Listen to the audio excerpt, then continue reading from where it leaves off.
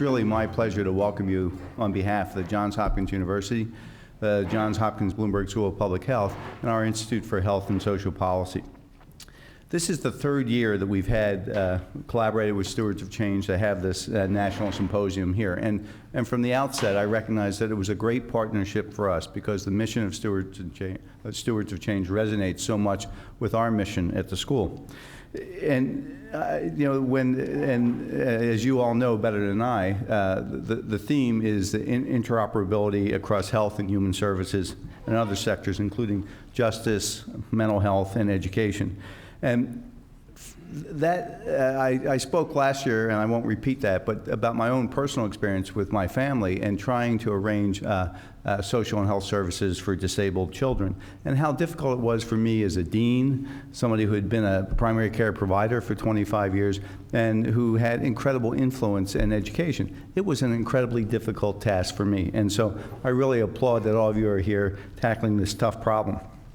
And I am really impressed with the people who are here, the companies and organizations that you represent, and your own personal accomplishments. I think we're all aware that the opportunity that was afforded by the Affordable Care Act for enhancing federal government funding and administrative flexibility is waning. The efforts that have happened so far have created both incentives and tools that facilitate the access to services for states and localities. And they've enabled states and localities to connect across programmatic and funding silos in order to share information, provide more integrated services, and achieve better outcomes for our citizens. Clearly, as we all know, this rollout of this major new social programs has had its challenges. We won't know the long-term outcome and impact on people's lives and health for a long time, but we can say that right now we have 8 million newly insured Americans and 3 million people who are now eligible for Medicaid as of April. What are the implications for this expansion for our social services? And many of the social services serve both this population I'm talking about and Medicaid. The need to connect and coordinate social services more efficiently is more important now than ever. And the need for better tools to enable that is more important now than forever. But given the uncertainties of both ongoing federal funding and the current degree of flexibility being extended beyond 2015, it's important to begin thinking about alternative approaches to sustain and advance progress now, so we're not caught unprepared or even reverse course if the flexibility is diminished. So as you know, the theme of this symposium is advancing HHS interoperability, the state of the art, and the art of the possible. Our speakers are asking the right questions about what are the best models today, what can we build on for the future, and what's attainable over the next few years so we can keep pace with the transformation of health and human service sectors. At times, we need to reach for the stars. That's always our aspiration. But other times, we need to be in the weeds. We need to be pragmatic about what we can accomplish within a specific period of time in light of the political, economic, and structural challenges that we face today. This national conversation that we're having today began about 9 years ago when program leaders and advocates concerned about improving the sharing of data and services among child welfare agencies came together.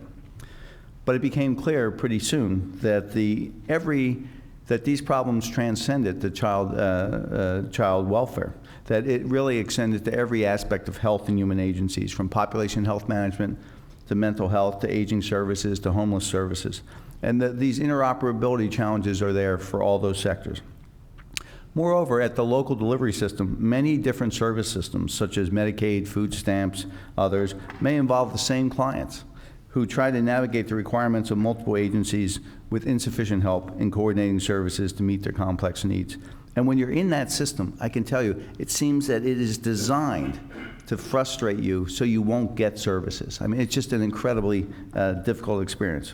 So our schools, on a much smaller level, experiences these same issues in our work in developing countries, where we work in over 100 countries And there are many donors who fund these vertical programs. They try to solve problems, and they fund a vertical program, but that can even hurt the other sectors or rob the healthcare system of personnel and resources. And that we know we need to horizontally integrate all this aid, and we're always trying to seek to do that. So we need to do the same here. We need to strengthen health and social service systems across the board so they can provide an integrated continuum of services at the point of delivery. Because people don't come to a health agency in Zambia with something tattooed in their head that says, I have TB, or I have HIV, or I have a child who is, has failure to thrive. They come with all those problems.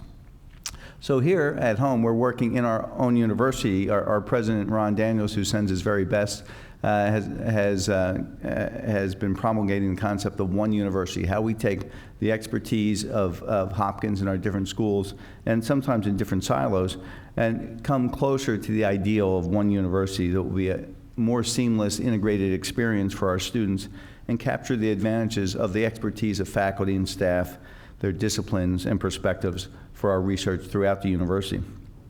So what progress has been made so far? What are the hurdles and challenges, and how are they applicable to the world that HHS faces today?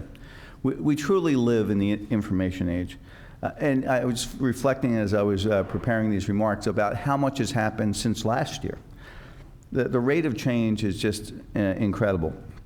But much of the information still resides in isolated data silos. And in my area of medicine and public health, although we've made great strides in sharing of information, the economic and organizational forces really mitigate against having, as a patient, going from one healthcare system to another and having seamless sharing of information. So our greatest challenge now is how to achieve the level of information sharing and interoperability that's needed to provide integrated, more efficient, higher value service and better outcomes for our clients, patients, our students, and our citizens, both now and in the future. This challenge requires multidisciplinary efforts and the determination of people and organizations working in collaboration, organizations from very diverse sectors like you who are in the room today. So I'm really interested to see the recommendations that are developed during the symposium and look forward to hearing about ways that your ideas, I know, will resonate across the nation and create change. So again, a warm welcome to the symposium. We hope that the next few days are an incredibly positive and stimulating experience. I just want to end by thanking Stewards of Change and the folks at our institutions who have made this possible.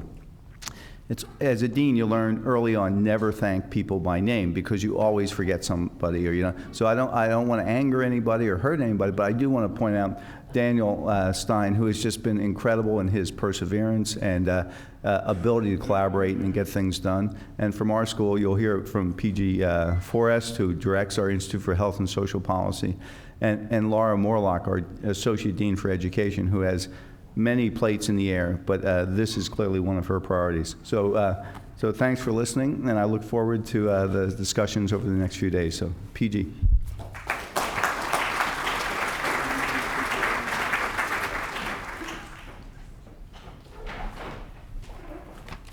So, good morning. Yes, first, I want to thank Mike for his support, both for the Institute and for this particular event. I would also to thank my colleagues that have been involved in the preparation of this symposium.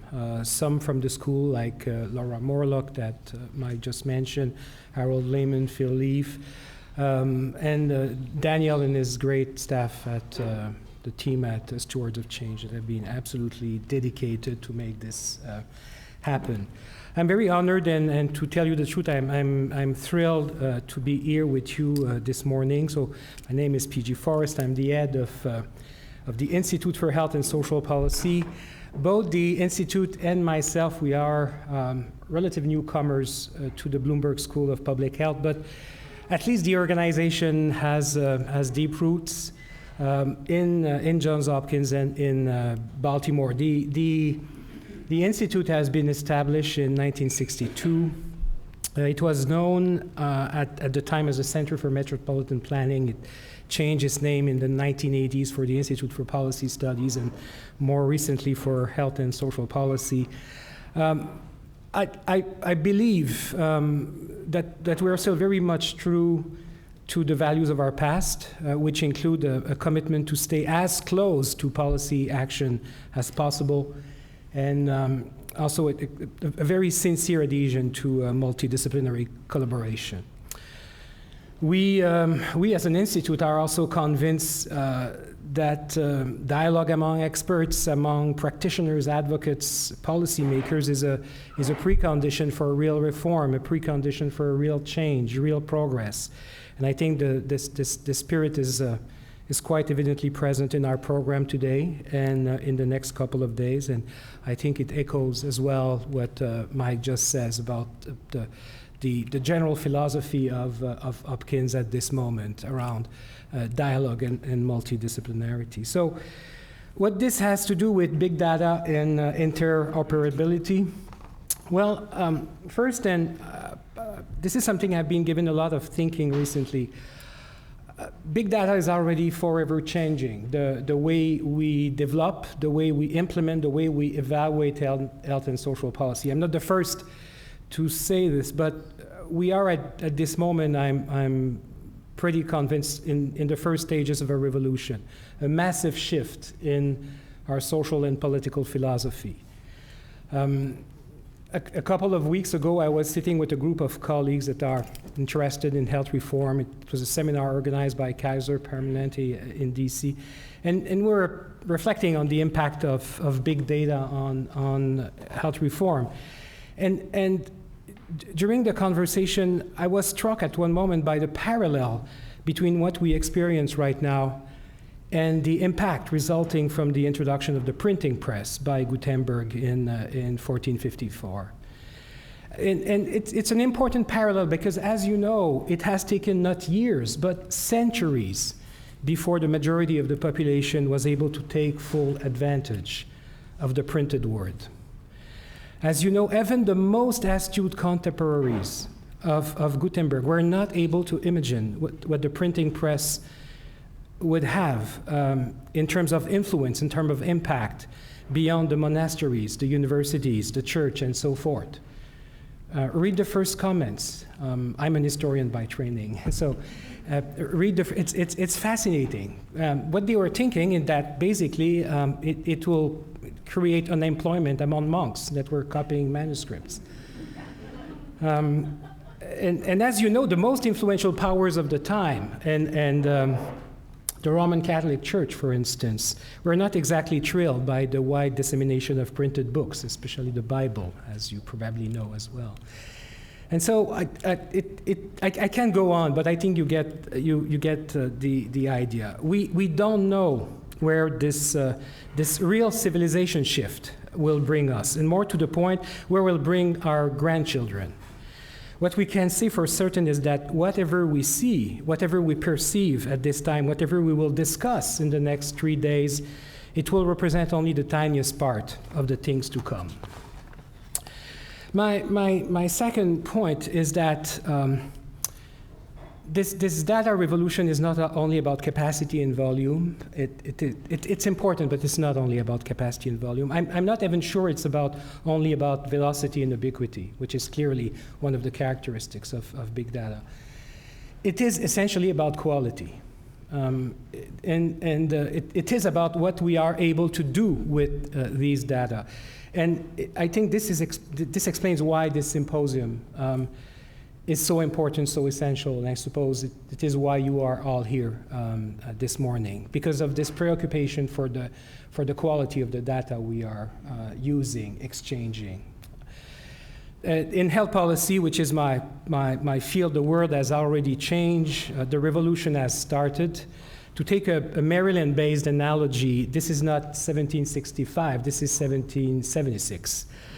We are already able to, and this is completely fascinating for me, we are able to follow policy implementation in real time now.